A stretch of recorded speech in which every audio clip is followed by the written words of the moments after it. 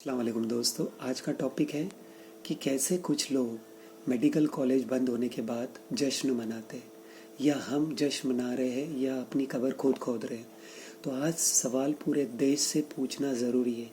जब किसी medical college की एजुकेशनल का लाइसेंस कैंसिल होता है, जब डॉक्टर्स बनने वाले स्टूडेंट सड़कों पर आ जाते हैं और कुछ लोग इस पर सेलिब्रेट करते हैं, तो असली नुकसान किसका होता है? सिर्फ मुस्लिम स्टूडेंट का या पूरे देश का? ये सिर्फ मुस्लिम इशू नहीं है। सबसे पहले एक बात क्लियर कर ले, मेडिकल एजुकेशन का लॉस रिलीजन का लॉस नहीं होता। डॉक्टर हिंदू हो या मुस्लिम हो या क्रिश्चियन हो या पंजाबी हो, वो जब आईसीयू में खड़ा होता है तो पेशेंट का नाम नहीं, जिंदगी देखता है। अगर आज मेडिकल सीट्स कम होगी, कल हॉस्पिटल्स में डॉक्टर कम होंगे, और जब अगला वायरस एपिडेमिक या एक्सीडेंट आएगा तब आइडियोलॉजी काम नहीं आएगी, सिर्फ ट्रेन डॉक्टर्स काम आएंगे। मेरिट पे आए स्टूडेंट्स का क्या कसूर? बहुत से स्टूडेंट्स मेरिट के थ्रू सेलेक्ट हुए थे, उन्होंने एग्ज़ाम दिया, रैंक लाई, सीट पाई। अगर कॉलेज मैनेजमेंट या सिस्टम में कोई प्रॉब्लम है तो उसकी सज़ा स्टूडेंट्स को क्यों?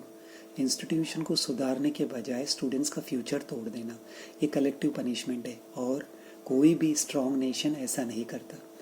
सेलिब्रेशन एक खतरनाक संकेत है, और जो लोग सेलिब्रेट कर रहे हैं वही कल बोलेंगे कि डॉक्टर्स कम क्यों है, हॉस्पिटल सिस्टम फेल क्यों है, गवर्नमेंट कुछ क्यों नहीं करती।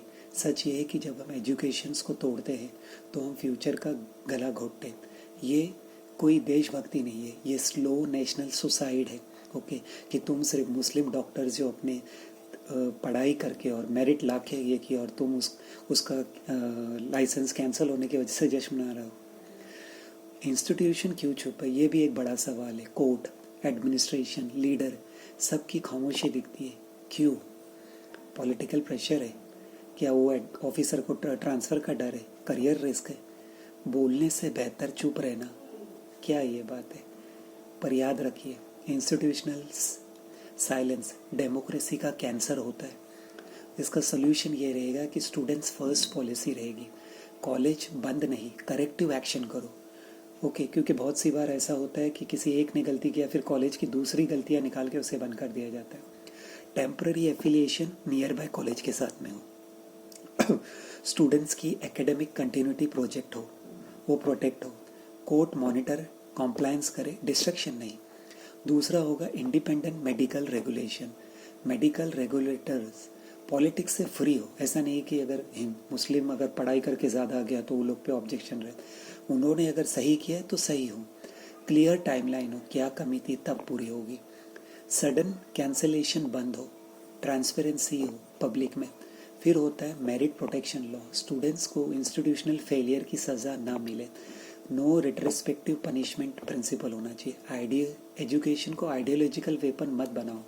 ओके, फिर सिटीज़न की रिस्पॉन्सिबिलिटी हक शेयर की।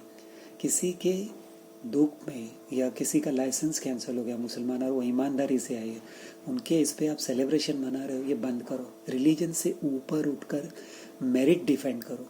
डॉक्टर्स, टीचर्स, स्टूडेंट सबके लिए आवाज़ उठाओ। अगर आज चुप रहे तो कल कोई सेफ नहीं रहेगा।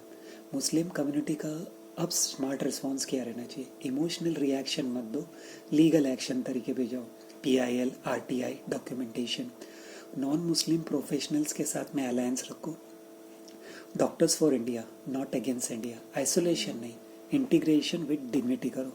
फिर लॉन्ग टर्म नेशनल रिफॉर्म्स ये रहेगा कि कॉन्स्टिट्यूशनल लिटरेसी करो, एकेडमिक फ्रीडम चार्टर्स करो, एंटी हेट इन्फोर्समेंट इंस्टीट्यूशन में करो, और अपने अपने कॉलेजेस, इंस्टीट्यूशन अपने ट्रस्ट के ज़रिए भी बनाओ, मुस्लिम इदारे के ज़रिए बनाओ। ओके, फिर आखिरी सवाल आपसे है, आप सिटीज़न से।